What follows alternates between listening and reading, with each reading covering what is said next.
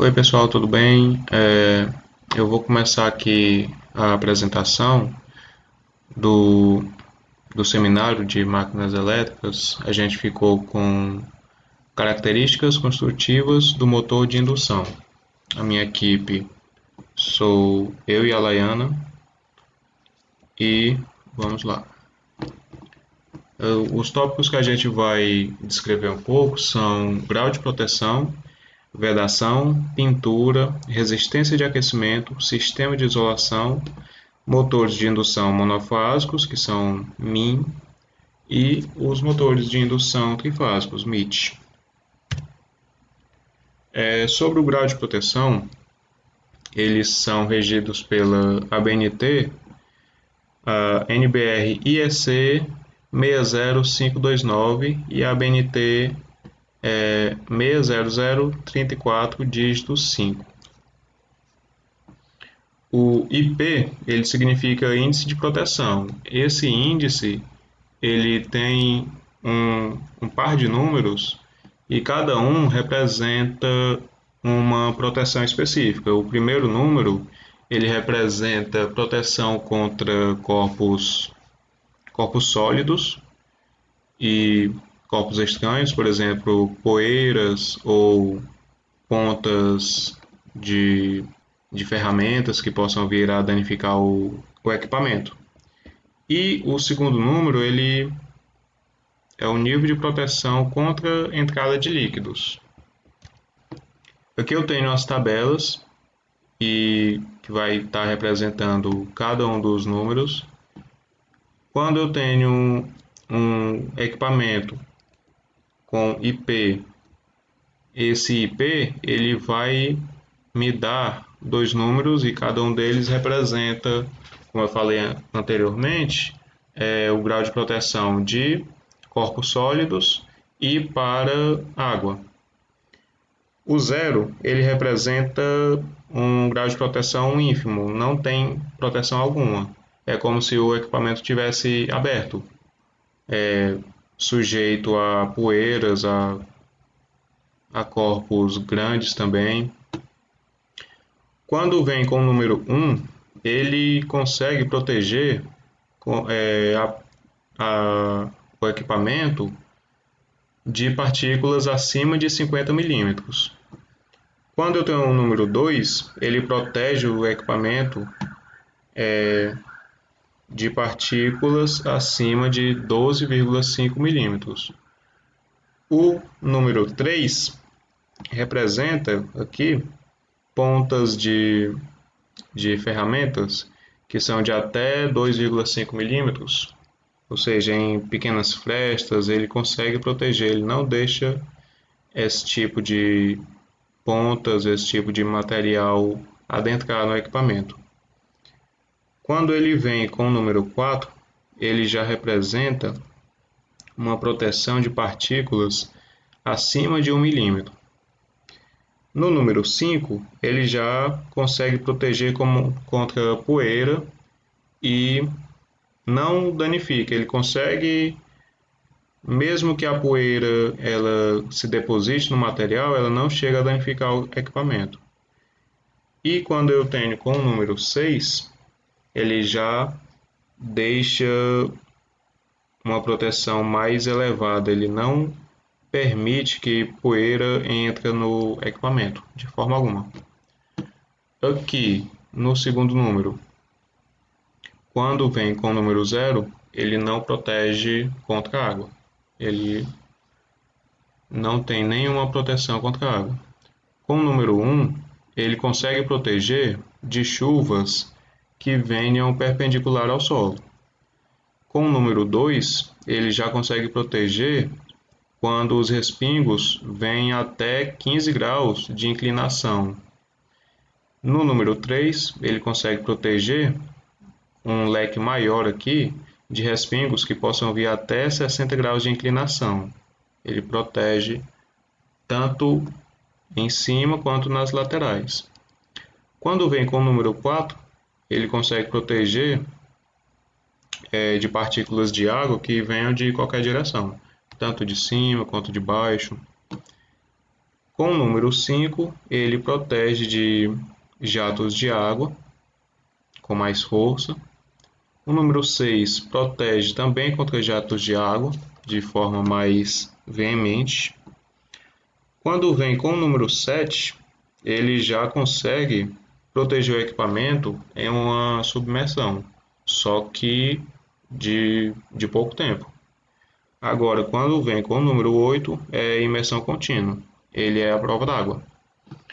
Celulares, por exemplo, é o mais comum que a gente pode ver hoje em dia esse tipo de proteção. IP, quando tem o IP68, ele protege tanto contra entrada de poeiras quanto entrada de água.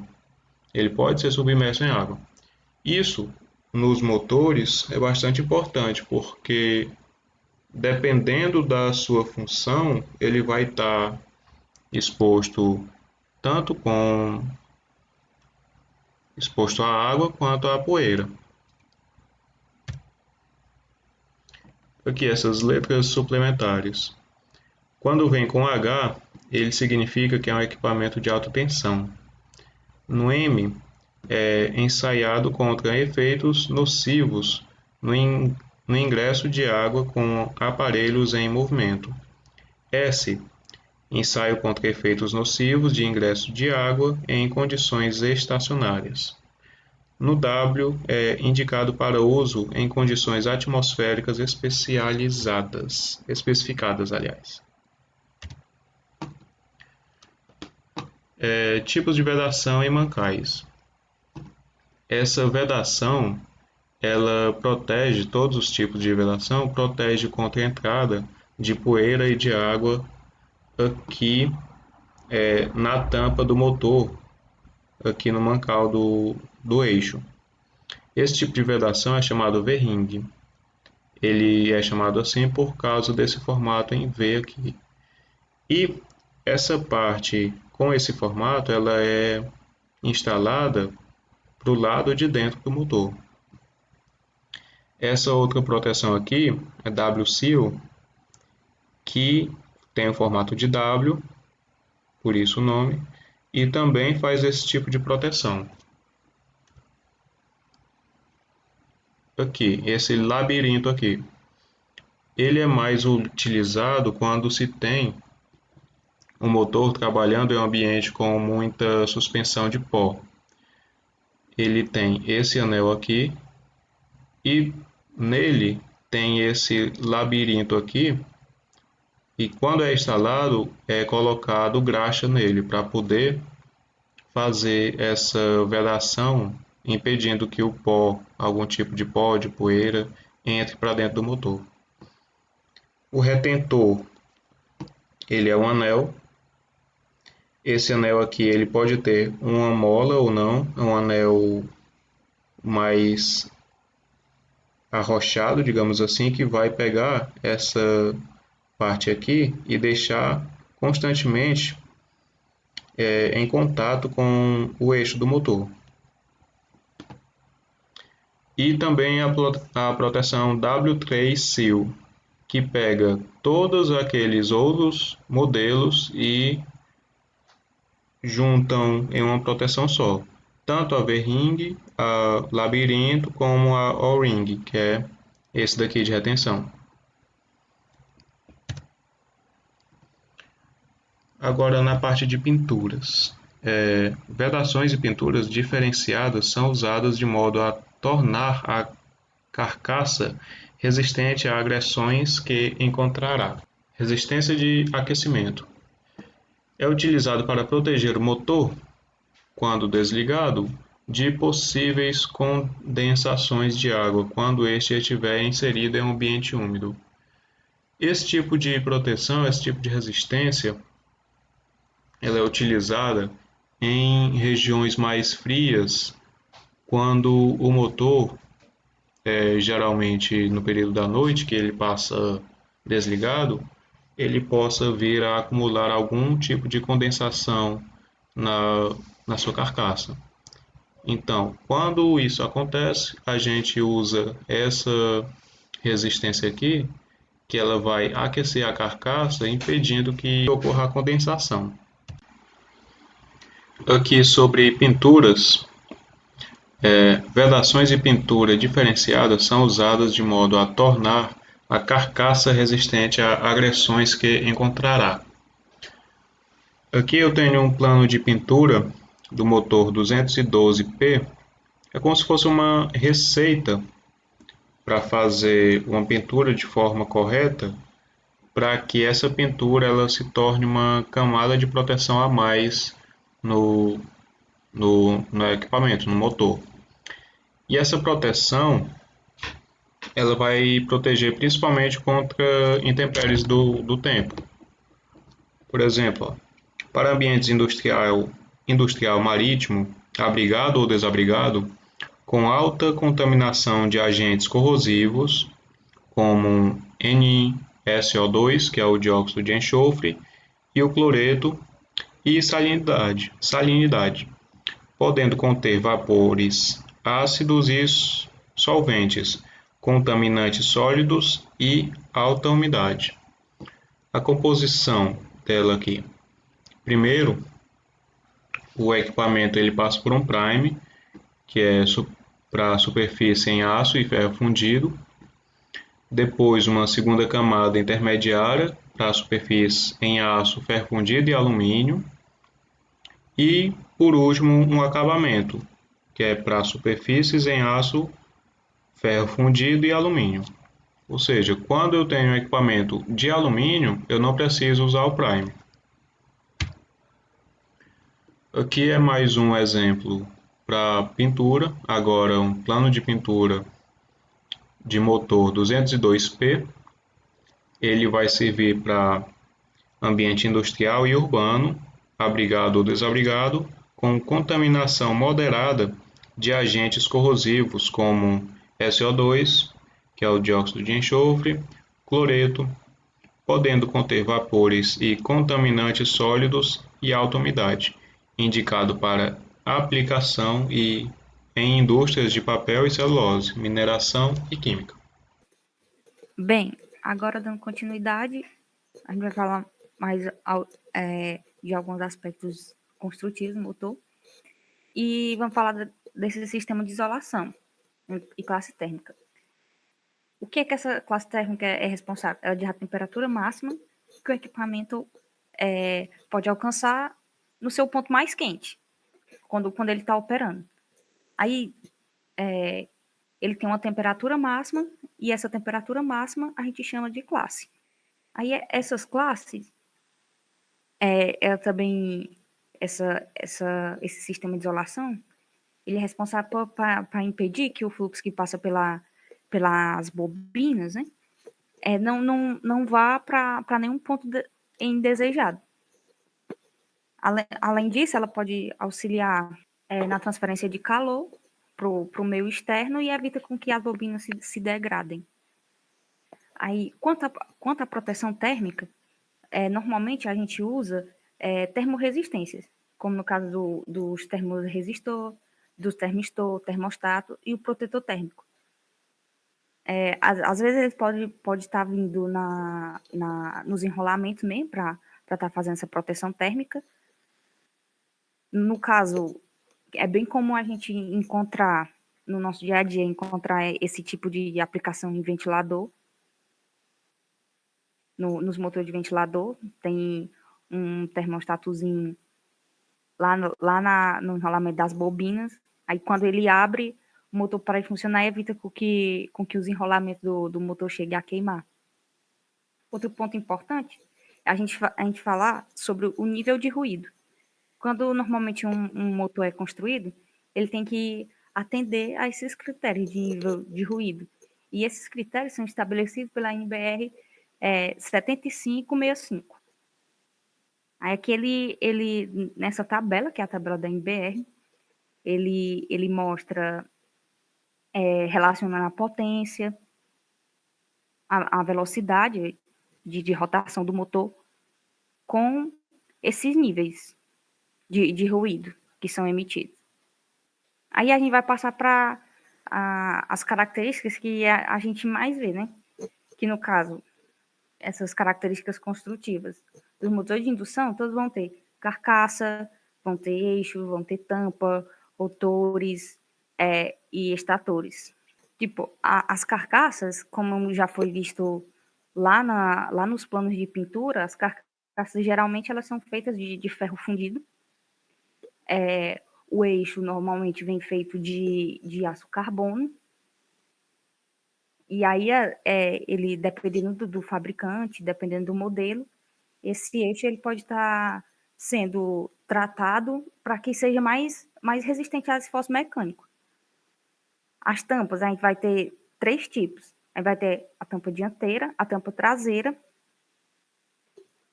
e uma tampa defletora. Essa tampa defletora, ela normalmente é feita de alumínio, que é uma partezinha onde fica o ventilador e faz com que ajude a dissipar o ar quente para a parte externa do motor. Aí, em tratando de motores de indução, a gente pode encontrar 2 tipos de rotores. Pode estar encontrando o motor bobinado, que não é tão comum a gente encontrar, mas ele é um tipo de rotor que vai ter bobinas. Nele vai ter enrolamentos, como o estator. Vão ter também coletores, escovas. Aí aqui é uma imagem que mostra um motor com o rotor bobinado.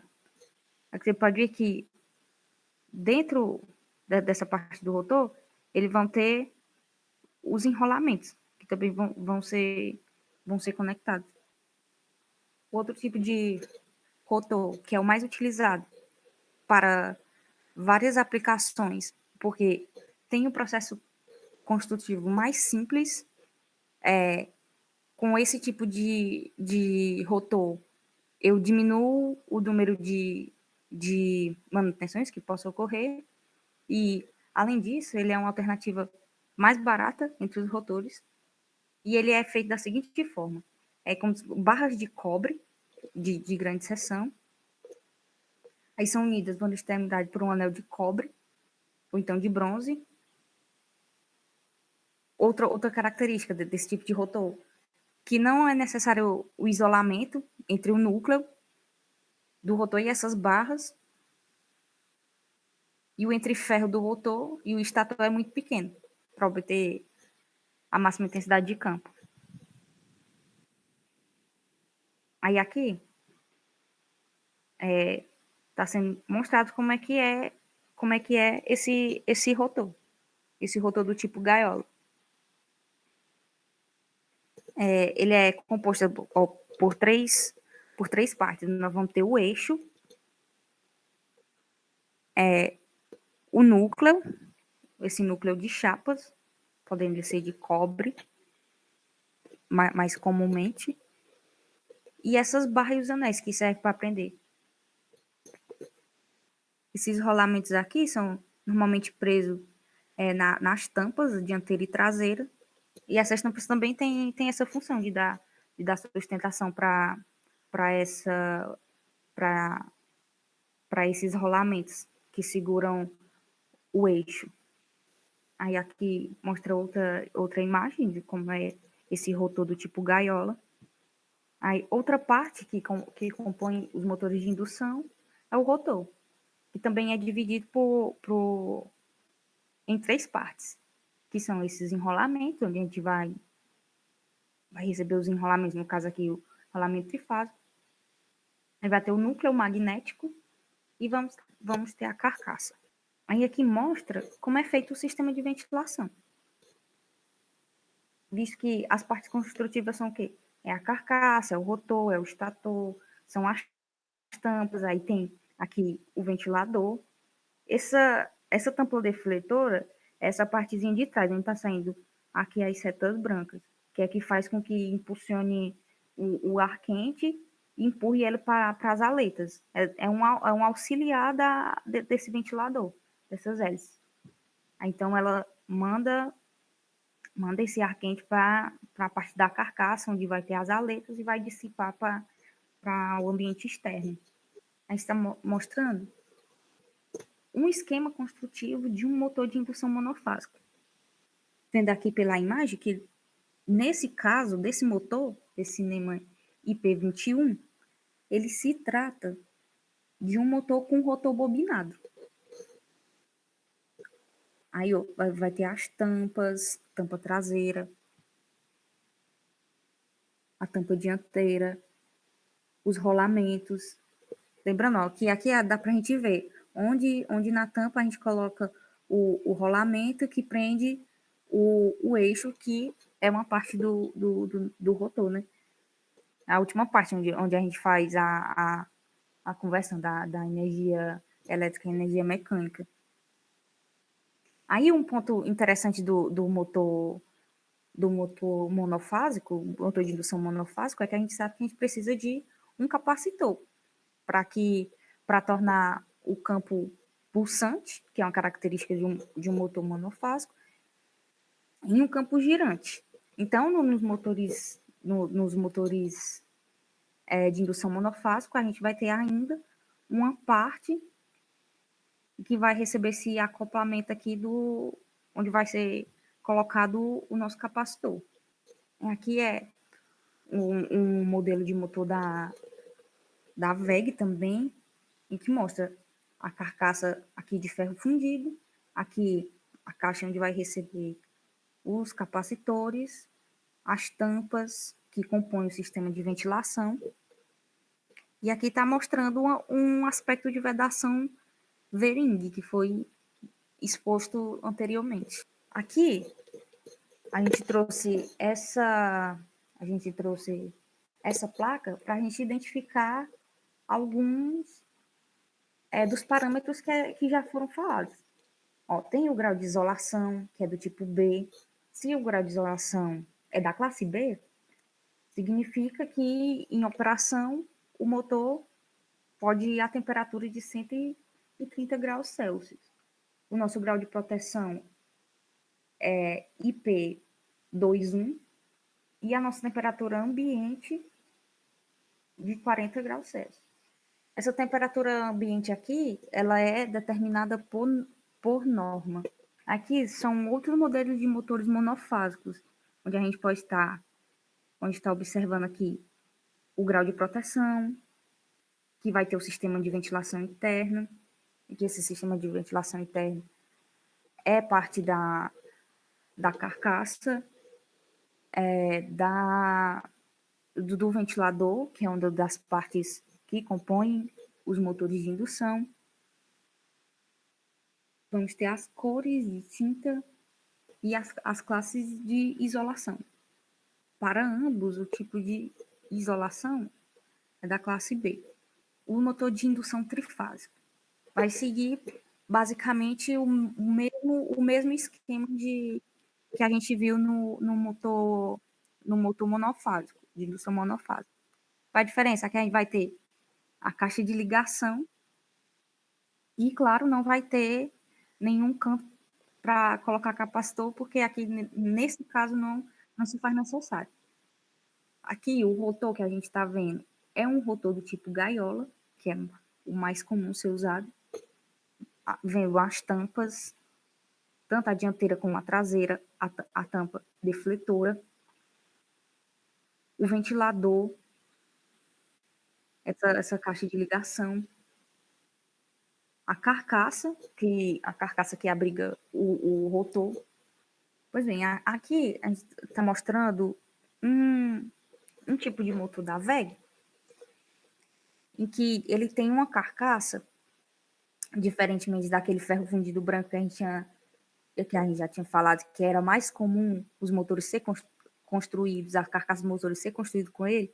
A gente vai ter, nesse motor, a gente vai ter a carcaça de ferro fundido com alta resistência, que é cinza, desse tipo, FC200.